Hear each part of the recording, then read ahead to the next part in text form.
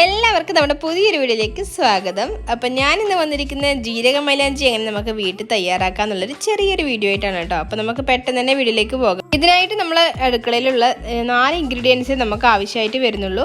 അപ്പോൾ ആദ്യം തന്നെ ഞാൻ ഇവിടെ എടുത്തിരിക്കുന്നത് 1 ടേബിൾ സ്പൂണോളം പെരിഞ്ജീരകമാണ് കേട്ടോ. അത് നമ്മൾ എടുത്തു വെച്ചിരിക്കുന്ന പാത്രത്തിലോട്ട് ഇട്ട് കൊടുത്തിട്ടുണ്ട്. അതിനുശേഷം ഞാനിതാ വീണ്ടും 1 ടേബിൾ സ്പൂണോളം സാദാ ജീരകമാണ് എടുത്തിട്ടുള്ളത് കേട്ടോ. അതും ഞാനിതാ ഇതിലേക്ക് തന്നെ ഇട്ട് കൊടുക്കുന്നുണ്ട്. പിന്നീട് ഞാനിതൊരു ഗ്ലാസ് ബൗളിലേക്ക് ഒരു 6 ടേബിൾ സ്പൂണോളം പഞ്ചസാരയാണ് എടുക്കുന്നത്, അതായത് ഷുഗർ.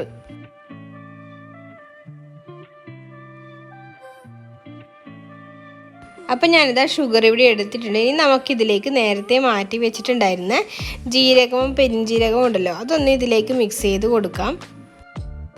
ഇനി അടുത്തതായിട്ട് ഞാനിതാ ഇത് നന്നായിട്ടൊന്ന് പൊടിച്ചെടുക്കാനായിട്ട് പോവാണ് കേട്ടോ. നമുക്കിനി ഇതൊന്ന് പൗഡർ രൂപത്തിലേക്കാണ് ആക്കിയെടുക്കേണ്ടത്. അപ്പോൾ ഞാനിത് നന്നായിട്ട് പൊടിച്ചെടുത്തിട്ട് വരാം കേട്ടോ. അപ്പം ഞാനിത് നന്നായിട്ട് പൗഡർ രൂപത്തിലേക്ക് ആക്കി എടുത്തിട്ടുണ്ട്. ഇനി ഞാൻ ഇതിലേക്ക് ആഡ് ചെയ്യാനായിട്ട് പോകുന്നത് കോഫി പൗഡറാണ്. ഇതിലേക്ക് ഞാനിതാ ഒരു 2 ടേബിൾ സ്പൂണോളം കോഫി പൗഡറാണ് ആഡ് ചെയ്യാനായിട്ട് പോകുന്നത്.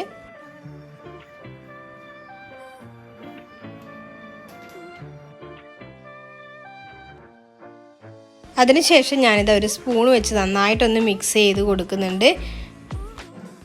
ഞാനിതാ ഇവിടെ ഒരു പഴയൊരു പാത്രം എടുത്തിട്ടുണ്ട്. അപ്പോൾ നിങ്ങളുടെ കയ്യിൽ പഴയ പാത്രങ്ങളൊന്നും ഇല്ലെങ്കിൽ അപ്പോൾ നിങ്ങൾക്ക് അലൂമിനിയം ഫോയിൽ ഉണ്ടെങ്കിൽ അലൂമിനിയം ഫോയിൽ നല്ല രീതിയിൽ കട്ടിക്കുന്നത് നന്നായിട്ട് പാത്രത്തിൻ്റെ ഉൾവശം കവർ ചെയ്യുന്ന രീതിയിലൊന്ന് വിരിച്ചു കൊടുക്കുക.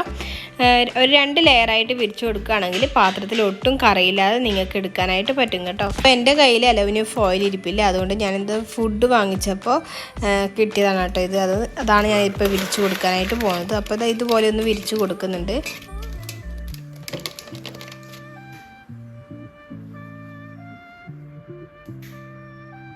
അതിനുശേഷം ഞാനിതാ ഇതിലേക്ക് ഒരു സിമെൻറ്റിൻ്റെ ഒരു ചെറിയൊരു കഷ്ണം പീസ് ഞാനിതിലേക്ക് വെച്ച് കൊടുക്കുന്നുണ്ട്. അപ്പോൾ നിങ്ങളുടെ കയ്യിൽ ടൈൽസിൻ്റെ പീസ് ഉണ്ടെങ്കിൽ നിങ്ങൾക്ക് അത് വെച്ച് കൊടുക്കാം.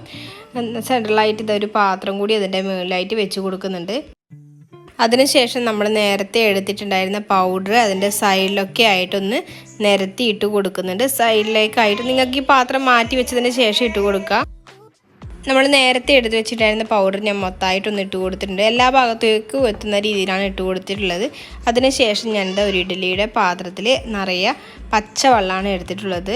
കുറച്ച് തണുത്തൊരു വെള്ളമാണ് എടുത്തിട്ടുള്ളത്. നമ്മൾ ഇതുപോലെ അല്പം കുറച്ച് കൂടുതലായിട്ടുള്ള വെള്ളം വെക്കണം, എന്നാലേ അത്യാവശ്യം പെട്ടെന്ന് ചൂടാവാതിരിക്കുള്ളൂ. അപ്പോൾ ചൂടാവുന്നതിനനുസരിച്ച് നമ്മൾ ആ പാത്രത്തിലെ വെള്ളം മാറ്റി കൊടുക്കേണ്ടതായിട്ടുണ്ട്. അപ്പോൾ നമ്മൾ ഇതുപോലെ വലിയൊരു പാത്രത്തിൽ വെക്കുകയാണെങ്കിൽ പെട്ടെന്ന് നമുക്ക് മാറ്റേണ്ടതായിട്ട് വരില്ല. അപ്പോൾ ഞാനിതാ ഇതൊന്ന് അടുപ്പിലോട്ട് വെച്ച് കൊടുത്തിട്ടുണ്ട്. ഇനി ഒരു മീഡിയം ഫ്ലെയിമിലാണ് തീ വെച്ചിട്ടുള്ളത്. ഒരുപാട് ഫ്ലെയിം കൂട്ടി വെക്കാൻ പാടില്ല, പെട്ടെന്ന് കരിഞ്ഞു പോകാനുള്ള സാധ്യതയുണ്ട്. അപ്പോൾ നമുക്ക് ചെറുതായിട്ട് ഇതിൻ്റെ ആവി നന്നായിട്ട് കിട്ടണമെങ്കിൽ നമ്മൾ ചെറിയൊരു മീഡിയം ഫ്ലെയിമിലോട്ടാണ് ആക്കി വെക്കേണ്ടതായിട്ടുള്ളത്. അപ്പോൾ ഞാനിനി ഇതിൻ്റെ മുകളിലായിട്ട് നമ്മൾ നേരത്തെ എടുത്ത് വെച്ചിട്ടുണ്ടായിരുന്ന ഇഡ്ഡലി പാത്രം വെള്ളമില്ലേ, അത് ഇതിൻ്റെ മുകളിലായിട്ട് വെച്ച് കൊടുക്കുന്നുണ്ട്. ആവി നന്നായിട്ട് കിട്ടുന്ന രീതിയിലാണ് വെച്ച് കൊടുക്കുന്നത്. ഒട്ടും ആവി പുറത്ത് പോകാത്ത രീതിയിലായിരിക്കണം വെച്ച് കൊടുക്കേണ്ടത്. അപ്പോൾ ഒരു 15 മിനിറ്റ് കഴിഞ്ഞതിന് ശേഷം ഇതൊന്ന് എടുത്ത് നോക്കാം. അപ്പം വെള്ളം ചെറുതായിട്ട് അപ്പോഴേക്കും ചൂടായിട്ടുണ്ടാകും. ഇപ്പോൾ 15 മിനിറ്റ് ആയിട്ടുണ്ട്. നമുക്കിതൊന്ന് എടുത്ത് നോക്കാം. അത്യാവശ്യം ലിക്വിഡ് കിട്ടിയിട്ടുണ്ട്. അപ്പോൾ സൈഡിലായിട്ട് കുറച്ചുകൂടി അതിൻ്റെ കരിയാനായിട്ടുണ്ടായിരുന്നു. അപ്പം ഞാനത് ഒന്നുകൂടി അതിൻ്റെ ഇഡ്ഡലി പാത്രത്തിലെ വെള്ളം മാറ്റി വെച്ചതിന് ശേഷം തണുത്ത വെള്ളം ഒന്നുകൂടി ഇതിൻ്റെ മുകളിലായിട്ട് വെച്ച് കൊടുക്കുന്നുണ്ട്. അപ്പോൾ നമുക്ക് ജസ്റ്റ് ഒന്ന് തൊട്ട് നോക്കിയാൽ അറിയാൻ പറ്റും വെള്ളം ചൂടായിട്ടുണ്ടോയെന്ന്. ആ സമയത്ത് നമുക്കൊന്ന് വെള്ളം ചേഞ്ച് ചെയ്ത് കൊടുക്കാം. അപ്പോൾ നമ്മൾ ഇതെടുത്ത് മാറ്റി നോക്കുന്ന സമയത്ത് സൈഡിലായിട്ട് ചെറുതായിട്ട് ആവാത്ത ഭാഗങ്ങളുണ്ടെങ്കിൽ നമുക്ക് ഒന്നുകൂടി പച്ചവെള്ളം ഇതിലേക്ക് മാറ്റിയതിന് ശേഷം ഇതിൻ്റെ മുകളിലായിട്ട് വെച്ച് കൊടുക്കാം. ഇപ്പോൾ ഏകദേശം സമയമായിട്ടുണ്ട്. ആ സമയത്ത് ഞാനിത് മൊത്തം എടുത്ത് നോക്കുമ്പോൾ സൈഡൊക്കെ നന്നായിട്ട് കരിഞ്ഞ് വന്നിട്ടുണ്ട്. അപ്പോൾ ഞാനിത് ഫ്ലെയിം ഓഫ് ചെയ്തിട്ട് ഇതൊന്ന് എടുക്കുന്നുണ്ട് കേട്ടോ. അപ്പോൾ നിങ്ങൾ ചൂടോടുകൂടി എടുക്കുമ്പോൾ ശ്രദ്ധിക്കണം, കൈ പൊള്ളാതെ ശ്രദ്ധിക്കണം കേട്ടോ. അപ്പോൾ അലൂമിനിയം ഫോയിൽ നമുക്കൊന്ന് മാറ്റി നോക്കാം. അപ്പോൾ എത്രത്തോളം അടിക്ക് കരി പിടിച്ചിട്ടുണ്ടെന്ന് നമുക്ക് അറിയാനായിട്ട് പറ്റും. അലുമിനിയം ഫോയിൽ കുറച്ചുകൂടി മുകളിലോട്ടൊക്കെ മൊത്തം കവർ ചെയ്യുന്ന രീതിയിൽ ഇടുകയാണെങ്കിൽ നമുക്ക് ഒട്ടും കരി പിടിക്കാതെ എടുക്കാനായിട്ട് പറ്റും കേട്ടോ. അപ്പോൾ നമുക്ക് പാത്രം ക്ലീൻ ചെയ്യേണ്ട പണിയും എളുപ്പമായിട്ട് കിട്ടും കേട്ടോ. അപ്പോൾ ഇത് പാത്രത്തിൽ ഒരുപാട് അഴുക്കൊന്നും പറ്റിയിട്ടില്ല കേട്ടോ. അപ്പോൾ നിങ്ങൾ ചെയ്യുന്ന സമയത്ത് ഇതുപോലെ അലുമിനിയം ഫോയിൽ മുകളിലോട്ടൊക്കെ കയറ്റി ഇട്ട് കൊടുത്താൽ മതിയാവും. അപ്പോൾ ഇത് ഇത്രയും ലിക്വിഡാണ് നമുക്കിപ്പോൾ കിട്ടിയിട്ടുള്ളത്.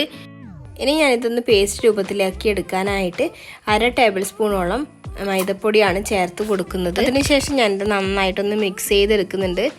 കട്ടകളൊന്നും ഇല്ലാതെ നന്നായിട്ടൊന്ന് മിക്സ് ചെയ്തെടുത്തതിന് ശേഷം നമുക്കിതൊന്ന് കയ്യിലേക്ക് ഇട്ട് കൊടുക്കാവുന്നതാണ് കേട്ടോ. അപ്പോൾ ഞാനൊരു പേസ്റ്റ് രൂപത്തിലാണ് ആക്കിയെടുക്കുന്നത്. അതിനുശേഷം നമുക്കിതൊന്ന് കയ്യിൽ നഖത്തിലൊന്ന് അപ്ലൈ ചെയ്തതിന് ശേഷം ഒന്ന് ഡ്രൈ ആവുന്നവരെ വെയിറ്റ് ചെയ്തിട്ട് ഒന്ന് വാഷ് ചെയ്യാവുന്നതാണ് കേട്ടോ. അപ്പോൾ എല്ലാവരും ഒന്ന് ട്രൈ ചെയ്ത് നോക്കണം. വീഡിയോ ഇഷ്ടപ്പെട്ടാൽ സപ്പോർട്ട് ചെയ്യാൻ മറക്കണ്ട. ഇതുപോലുള്ള നല്ല നല്ല വീഡിയോസുമായിട്ട് ഞാൻ നിങ്ങളുടെ മുന്നിലേക്ക് വരുന്നവരെ ടാറ്റ ബൈ, സീ യു.